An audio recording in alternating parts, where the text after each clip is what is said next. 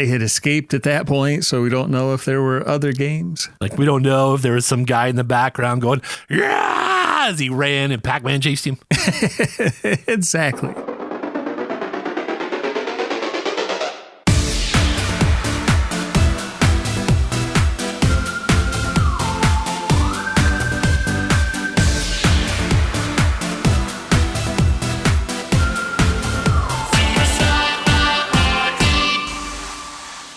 Satellite uplink established. Hey, everybody. Welcome to this Tron-tastic episode of Super Sci-Fi Party, the only podcast where we talk exclusively about fun science fiction movies, TV shows, and more. No post-apocalyptic downer sci-fi allowed. My name is Todd Kinsley, and with me as always is my video game beeping, 3D graphics peeping message from the user's keeping co-host and brother, Scott Kinsley. How are you doing inside of a computer, Scott? Doing pretty well. A little glitchy now and again, but I'm hoping an update fixes that. Today we're talking about the movie Tron, the original Tron, which debuted in theaters on July 11th, 1982. Scott, what was competing with Tron on its opening weekend back in 1982?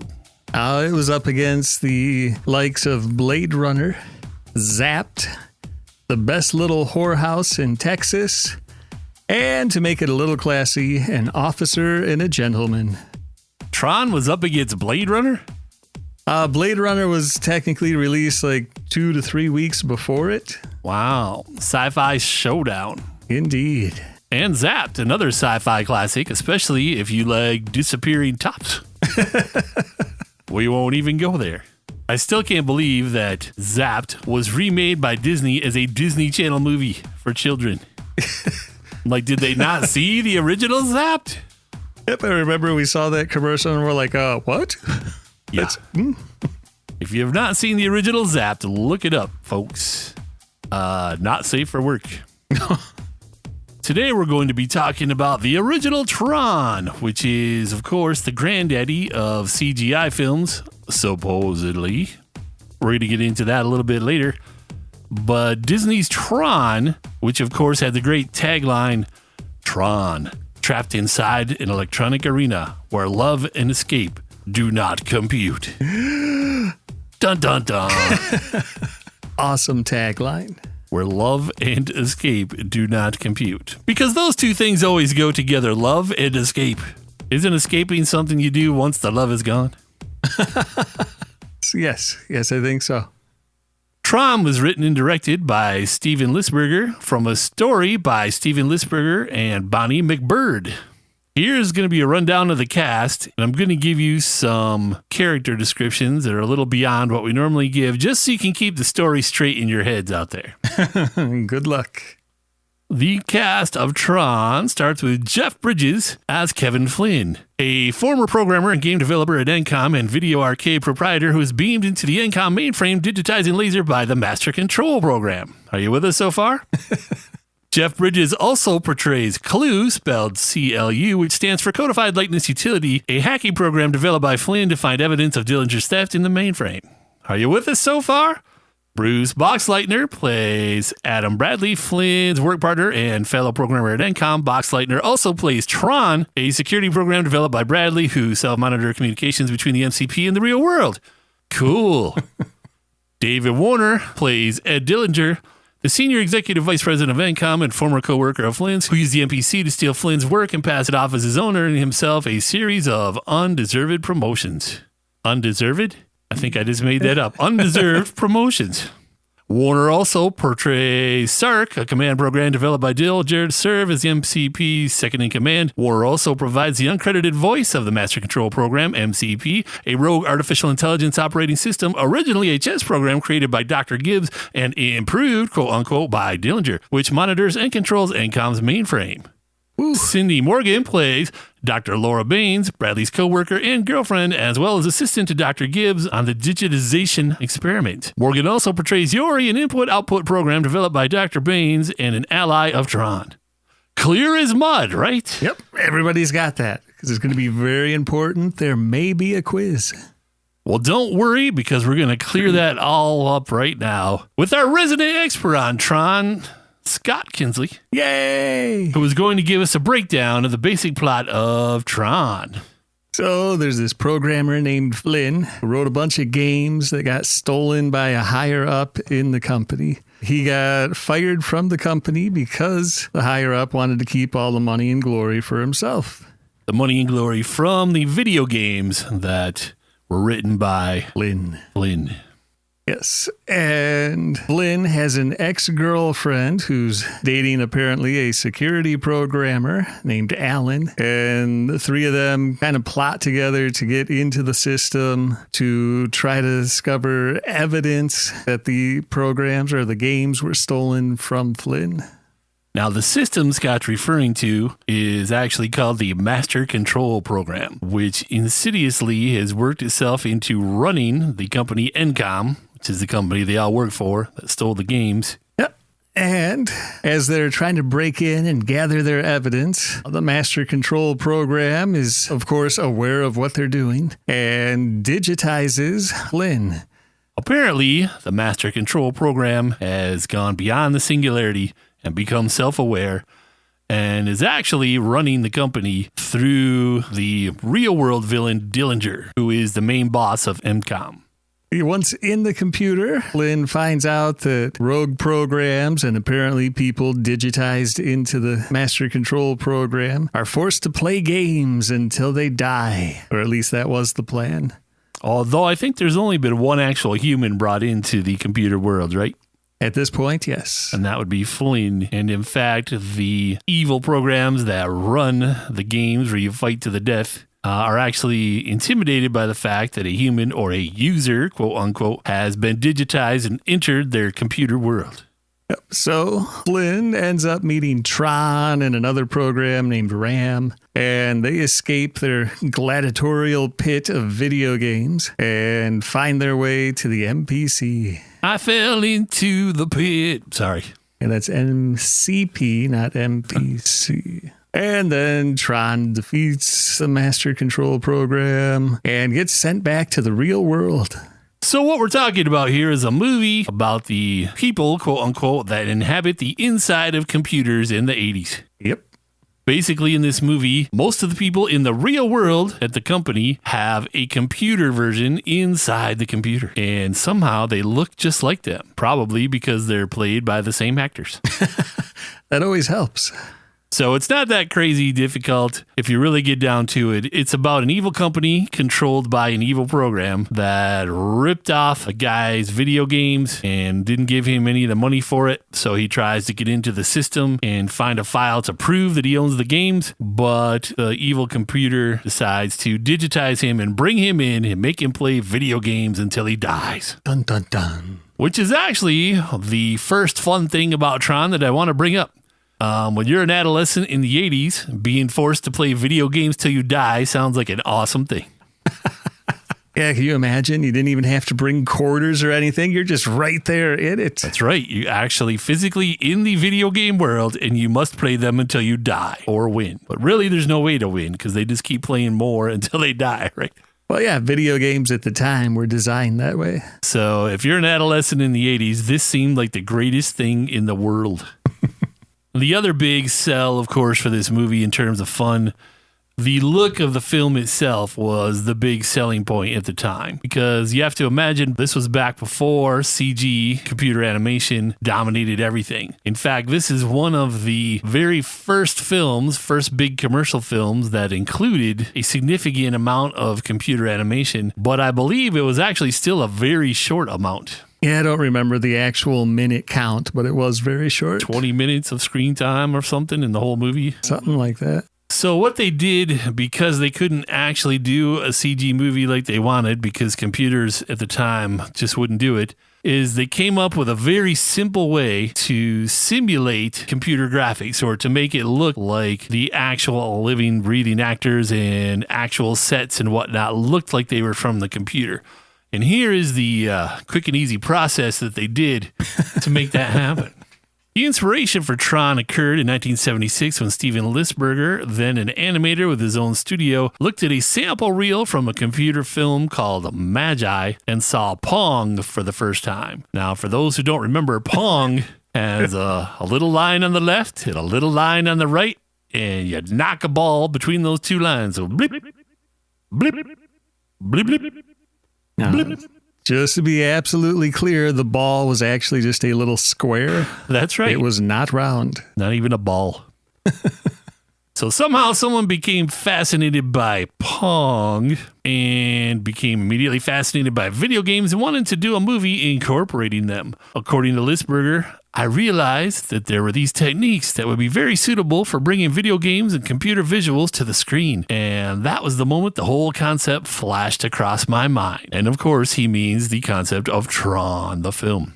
Tron was one of the first films to make extensive use of any form of computer animation, and it is celebrated as a milestone in the industry, though only 15 to 20 minutes of such animation were used. They were mostly scenes that show digital terrain, quote unquote, or patterns, or include vehicles such as light cycles, tanks, and ships. Because the technology to combine computer animation and live action did not exist at the time, these sequences were interspersed with filmed characters. The computer used only had 2 megabytes of RAM and no more than 330 megabytes of storage.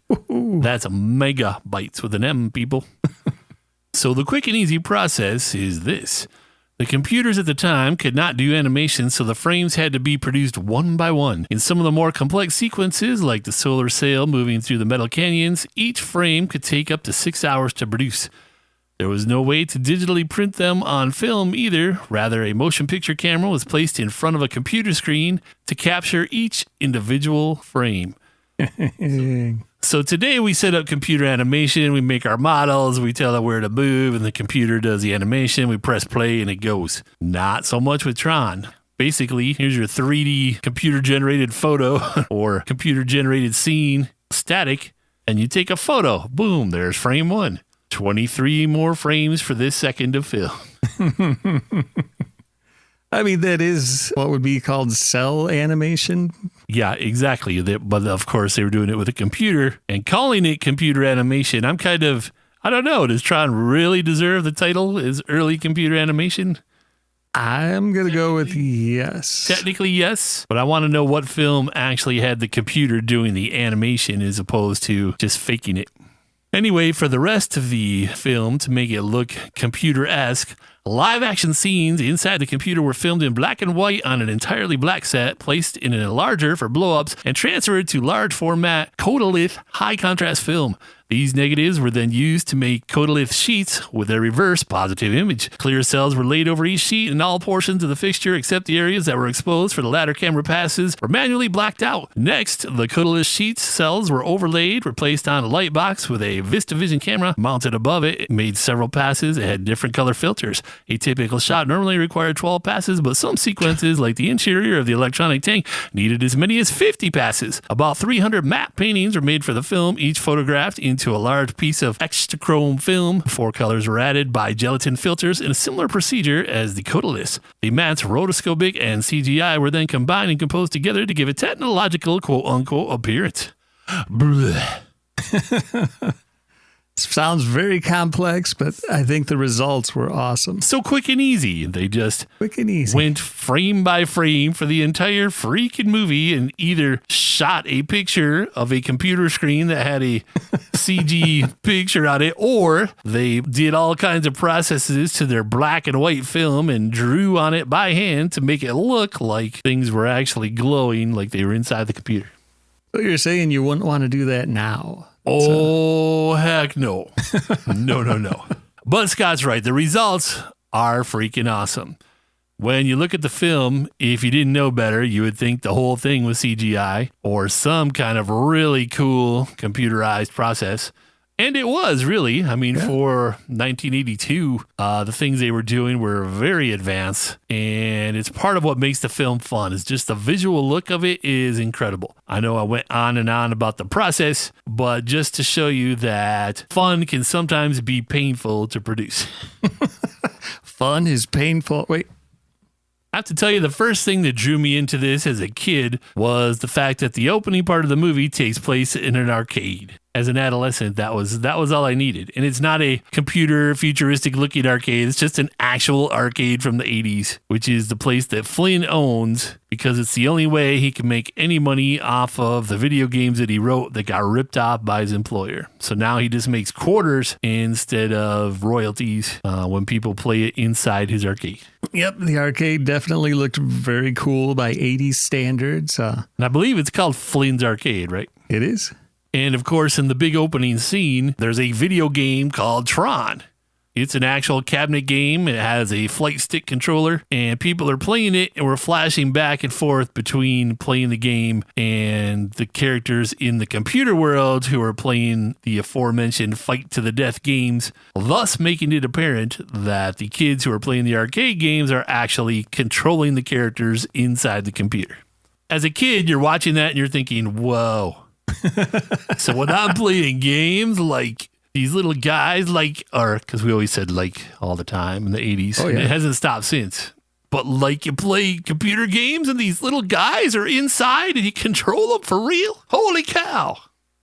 It's kind of mean to the little guys, right? Because they could control the game they were playing. It was a light cycle game. So why did we need the little guy in the light cycle? Just so he could die? If nothing of his own doing, he just slammed and... So what you're saying is when Pac-Man splits in half and melts and goes, boing, boing, that there's somebody actually inside melting and splitting in half and screaming for his life. That's kind of what it sounds like. Yeah. Fun! What was the first thing that you thought was fun about Tron, Scott? Clearly, when the same scene where they zoomed in on the video game and then it became what we thought was a 3D realized version of it. You were inside the computer seeing what was going on. The computer world. Yep. In a world where there's no love or hope.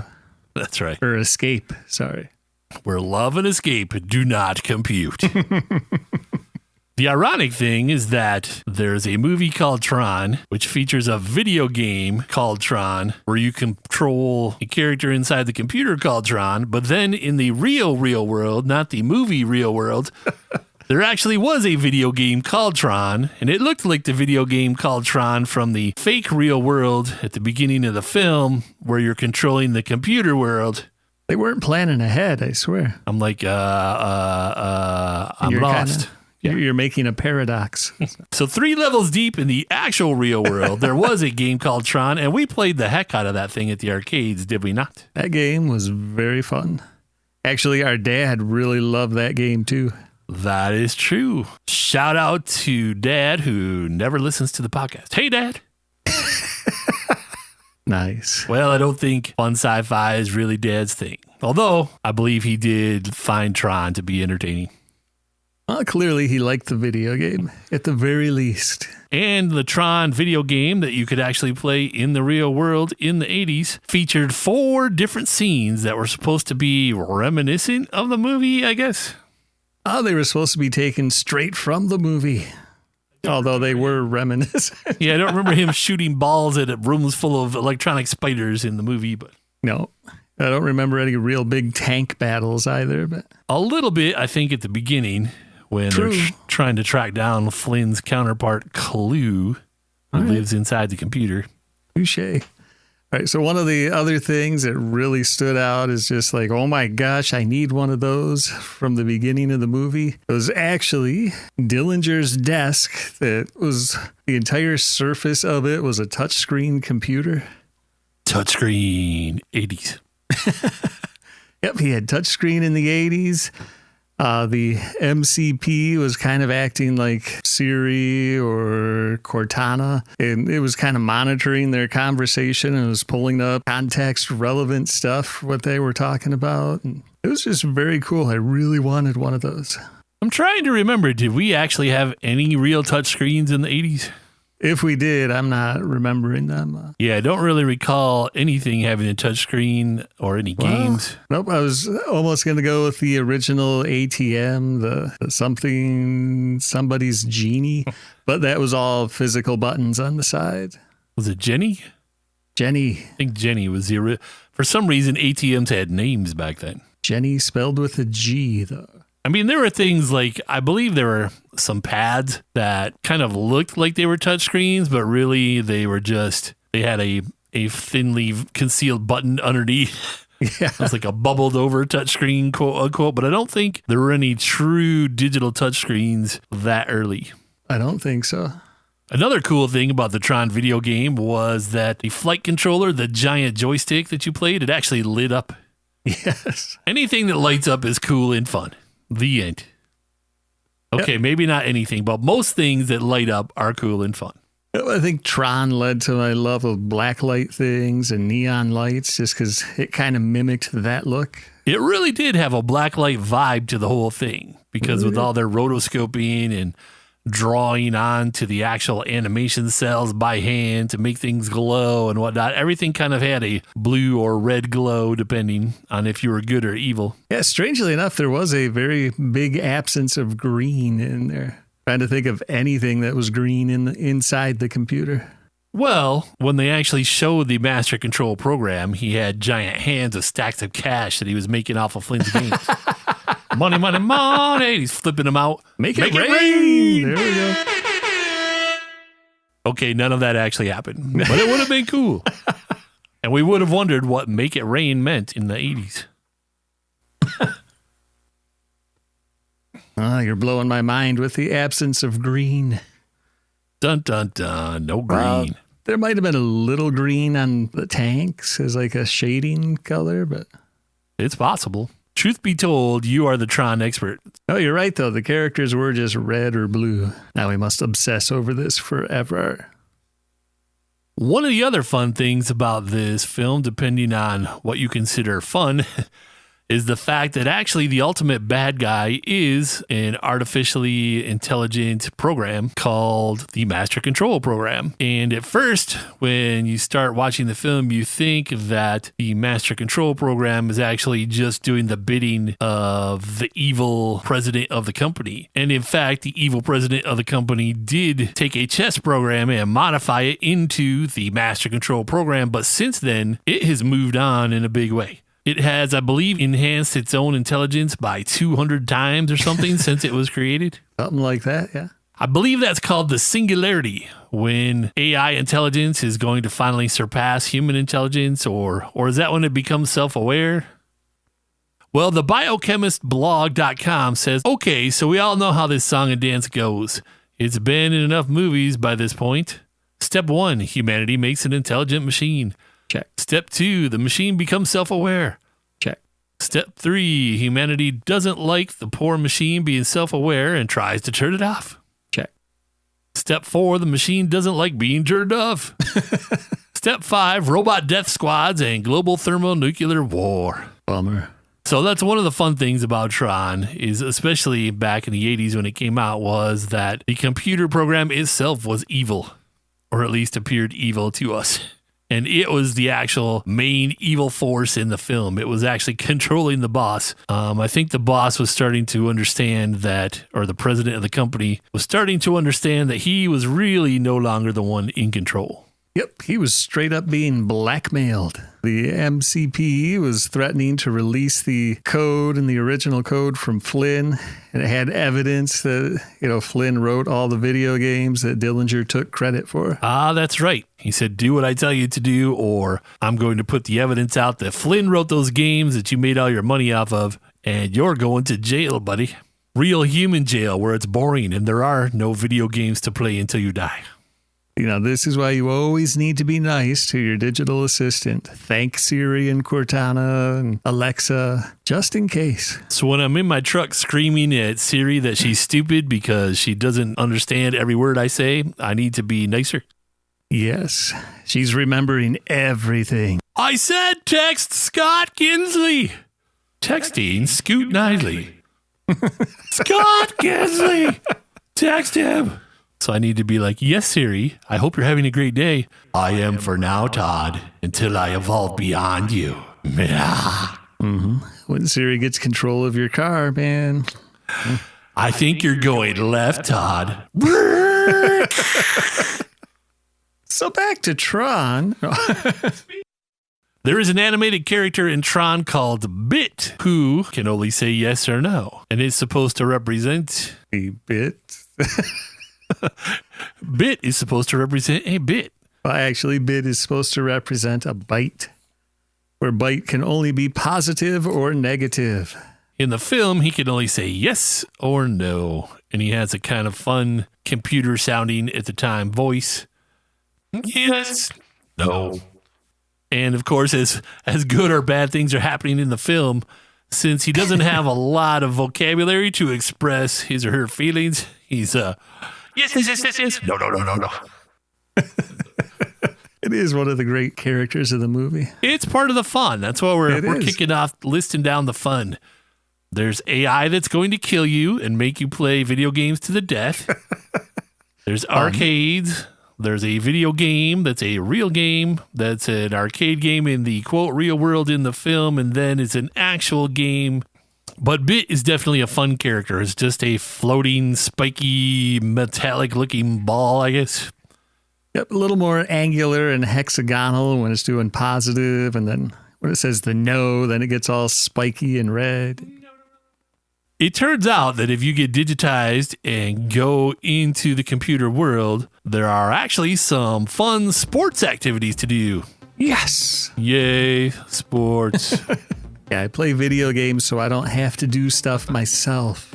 But we have to admit, they are the most ultimate cool and fun sports, at least inside the Tron world.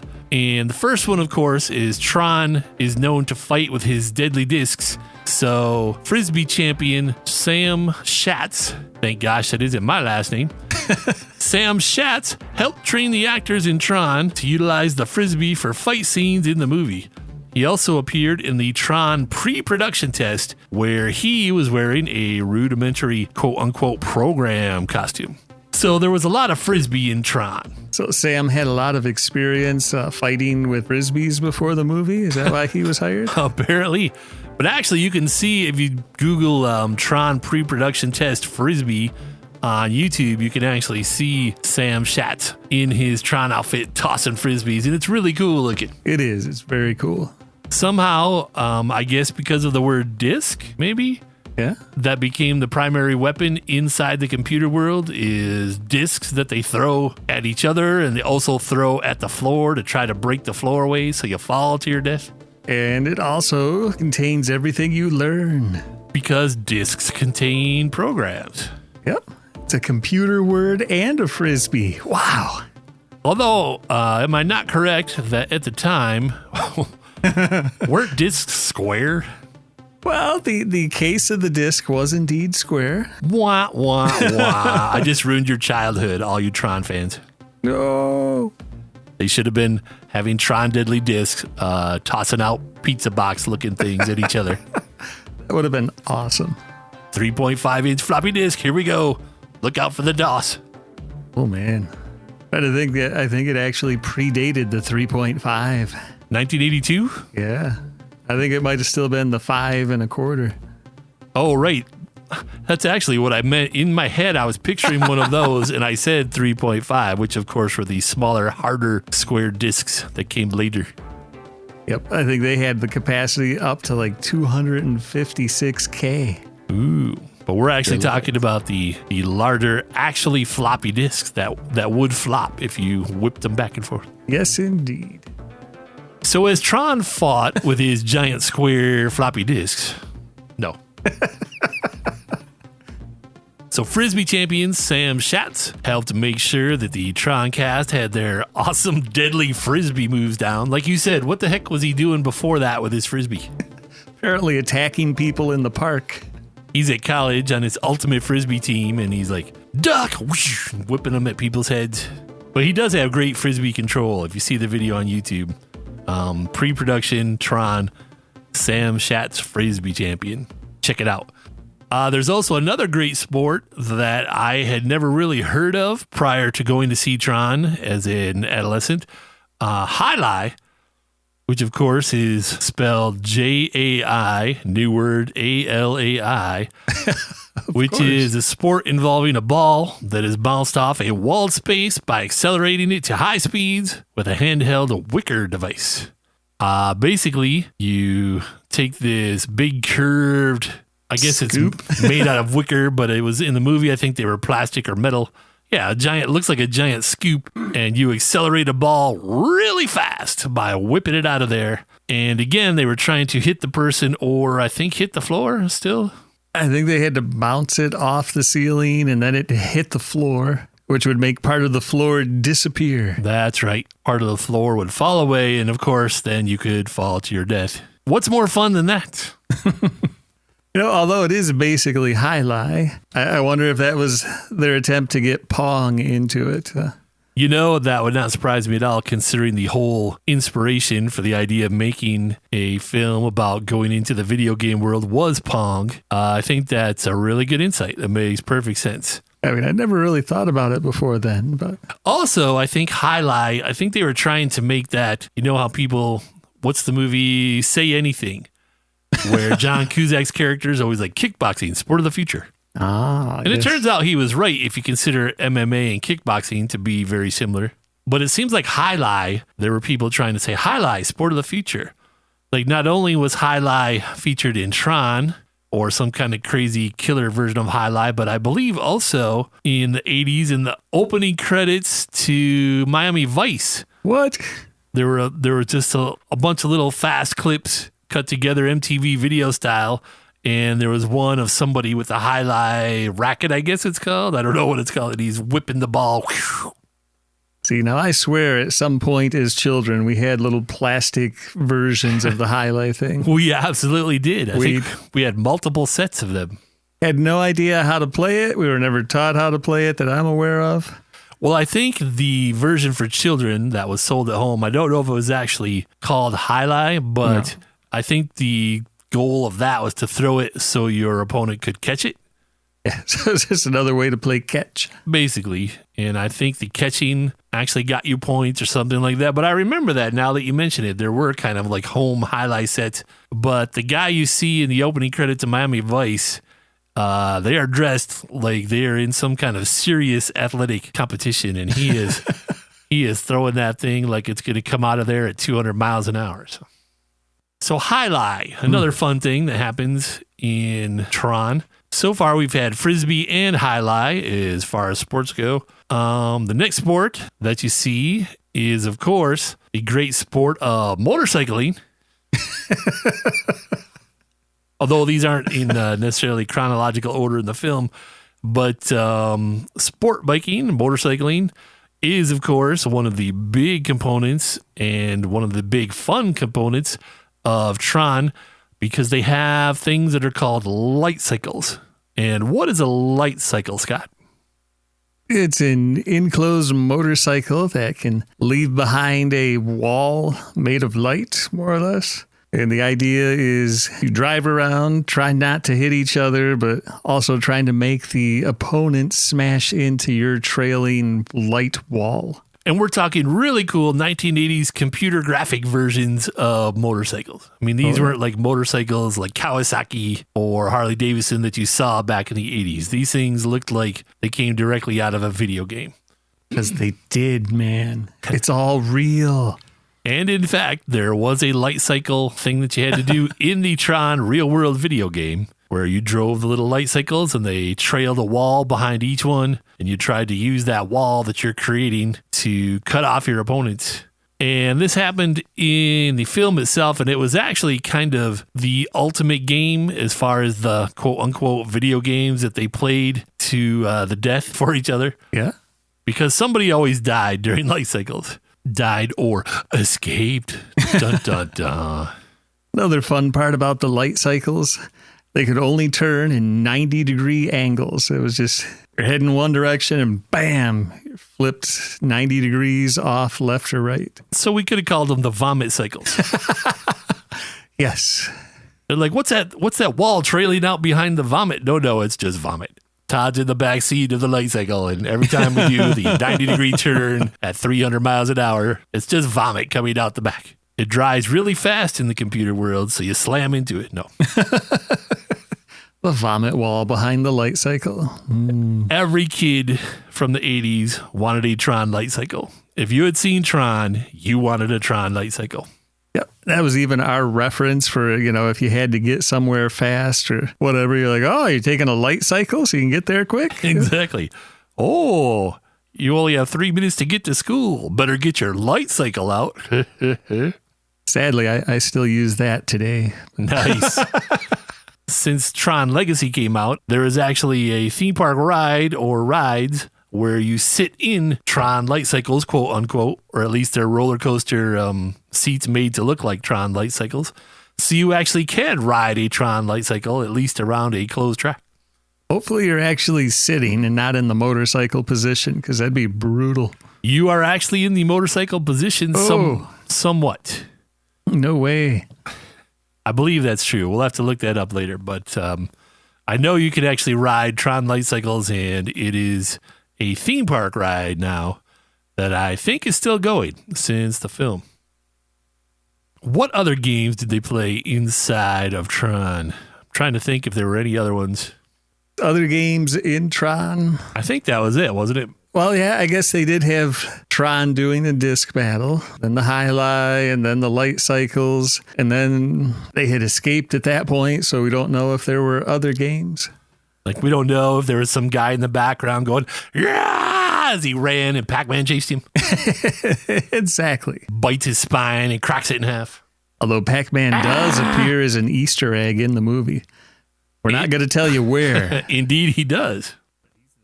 Well, for me, one of the things that drew me into Tron and is still the first thing I think about when someone says Tron to this day, the most fun thing about Tron to me was the soundtrack. The soundtrack to Tron was unlike anything I had ever heard before. This was back in a time when electronic scores were not the norm as they are today, or at least electronic orchestra hybrid scores were not the norm.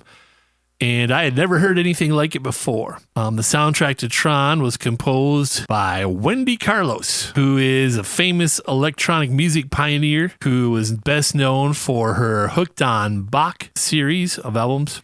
And she also was friends and collaborators with Bob Moog, who famously created the Moog synthesizers.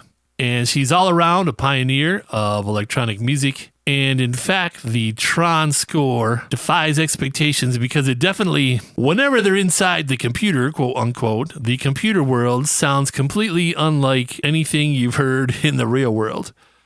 A lot of people think it's a strictly electronic score, but in fact, the score included an actual symphony orchestra, the London Symphony Orchestra. It included analog synths, digital synths, which were really new technology at the time, and the UCLA chorus. So there were live voices. And she took all of those elements and blended them together into this crazy, crazy score that sounds like something out of a digital dream and or nightmare, depending on what's happening in the film.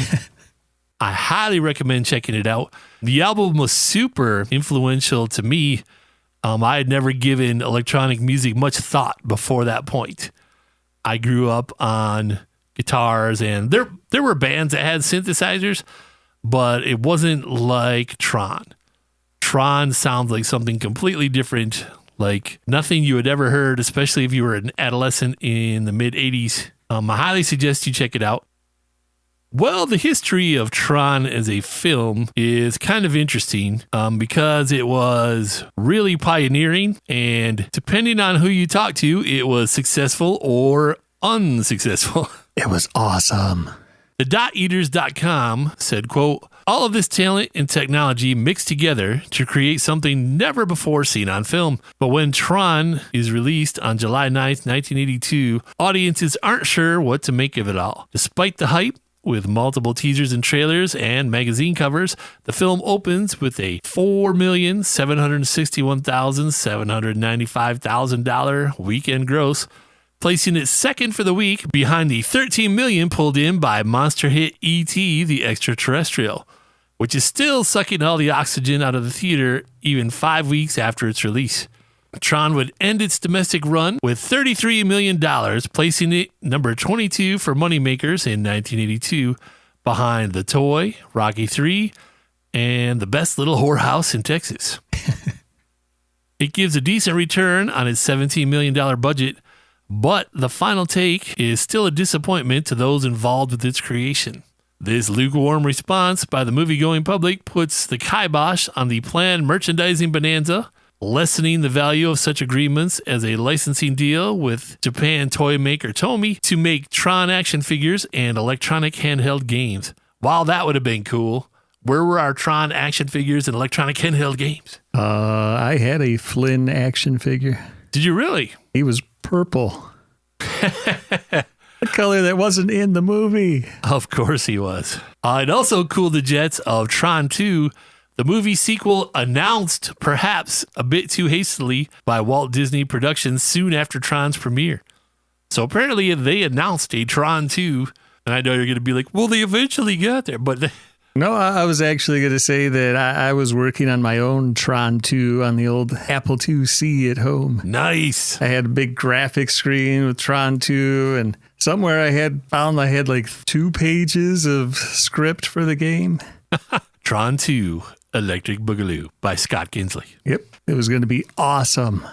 Also disappointed were gamers who had hoped to enter the Game Grid, which was going to be a real part of Disney World's Communicore Hub at Epcot. Come on, man. Why didn't we get that? Can you imagine? Very disappointed. There was also going to be a Tron-themed video arcade space that never made it past the concept stage.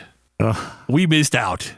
If your movie makes $33 million and it costs $17 million, how is that not good enough to get a sequel? Yeah, I don't know.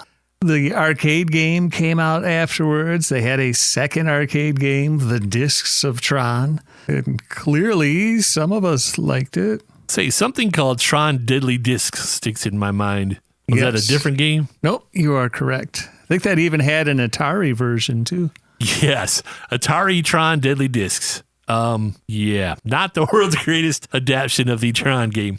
No, but there was a Deadly Disc in the arcade that was a very good adaptation. In fact, you can actually still find Tron arcade games out there if you look around. And of course, many decades later, in 2010, for some reason, Disney did decide to do a Tron sequel called Tron Legacy. But unfortunately, everything about it is horrible, and it has no redeeming qualities of any kind. No, that's fighting words. That's not true at all. Although I was highly disappointed with the sequel, Scott was much less disappointed. In fact, I think we'll call it enthusiastic fan. I do like it. I sadly wouldn't consider it fun sci-fi. It is nowhere near the level of fun that the original has. Which is funny that we call Tron the original fun, because it's actually kind of a dark movie in terms of theme and tone. It has dark, serious themes, but then there's just so many things about it, especially if you are adolescent in the 80s, that made it seem like it was super fun wall to wall. In ways, it's kind of about religious persecution and artificial intelligence, the danger of artificial intelligence, reliance on computers. It's about all kinds of dark and heavy themes, and yet it seems like a really fun movie. It was fun, darn it. Whereas Tron Legacy, the biggest disappointment for me was just the soundtrack, really. Really, Daft Punk failed you? I have great respect for Daft Punk, and I like a lot of their work. I just didn't want them to do the Tron soundtrack. I wanted Wendy Carlos again, or at least someone who would play some of the Tron theme in the Tron movie. That was the biggest downer about Tron Legacy, was how little of Tron, the fun stuff that we remember, made it into it. If Daft Punk would have done, Wendy Carlos Tron Remix 2010, I would have been like, yeah, way to go. And the fact that Tron isn't really in Tron Legacy. Yeah, that's the other big downer, is the movie's called Tron, and Tron is barely in the movie and is a presumed bad guy for most of it, right? Yes. He becomes muscle for the bad guy. Nope. If you want to see Tron in that world, you got to go to the animated Tron Uprising series, which made it for one season. I have seen several episodes of that. And even that, he's more a mentor, but... Me, it was all about the music. It was like going to see Empire Strikes Back and none of the John Williams music plays. They're like, nope, we got some other guy to do Star Wars Part 2. So I'm like, but it's Star Wars. Oh, that's fair. It's Star Wars. Where's the Star Wars theme? That's how I felt about Tron. Where's the Tron theme? Hey. I kept waiting for the entire runtime of the movie. I was like, any minute now, they're going to do it. It's going to come in. It's going to have a techno beat behind it. Boom, chicka boom, chicka boom, whatever. And I'm like, it's going to be awesome. And then I sat there as the closing credits. I was like, they're at least going to do it in the closing credits. And it rolled and there was nothing. True. Don't get me wrong. I've listened to some of it since then, and some of it's pretty cool. Daft Punk, I have mad respect for. I just wanted the thing that I most closely associate with Tron, which is the soundtrack from the original Tron, and it just wasn't there. Character Tron would have been nice too. And having Tron be in Tron, or at least more, would have been cool. But that's another episode. Well, we hope you had a fun time hanging out with us today on Super Sci-Fi Party. And if you'd like to tell us what you think about Tron, hit us up on Twitter or Facebook, or send us an email at party@superscifiparty.com. We'd be more than happy to hear from you. Remember, you can also learn more about the show by visiting our website at superscifiparty.com. And if you enjoy Super Sci-Fi Party podcast, please pass it along to your awesome sci-fi loving friends. We need your help to spread the word about fun science fiction. I really think people need to spread the word about fun science fiction, don't you? Yes, do it. We live in an era where the sci-fi has gotten really dark and everything's like in a world where everything is completely destroyed and people are barely hanging on and their faces melted and their dogs exploded and their babies cry 24/7. There is a sci-fi epic about how dark and brooding they can be. I think we've had enough of that. Yep. We don't need people trying to top how dark and brooding they can be. I can be more dark and brooding than you. No, I can be more dark than you. I can be more dark. Okay. I'm not going to be able to speak after this if we keep going. So please help us spread the word about fun science fiction. You'll be glad you did. Until next time, for Super Sci-Fi Party, I'm Todd Kinsley. I'm Scott Kinsley. And in the immortal words of Doc Brown from Back to the Future, a fun sci-fi film, the future is what you make it, so make it a good one. Au revoir, everyone. See ya.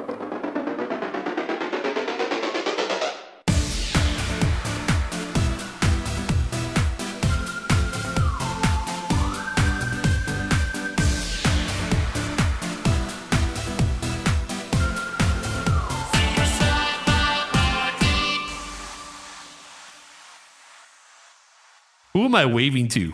I waved when I said au revoir, everyone. Jason and Freddie. There's no one there. Oh, my Funko Pop, Jason and Freddie. Au revoir, Jason and Freddie.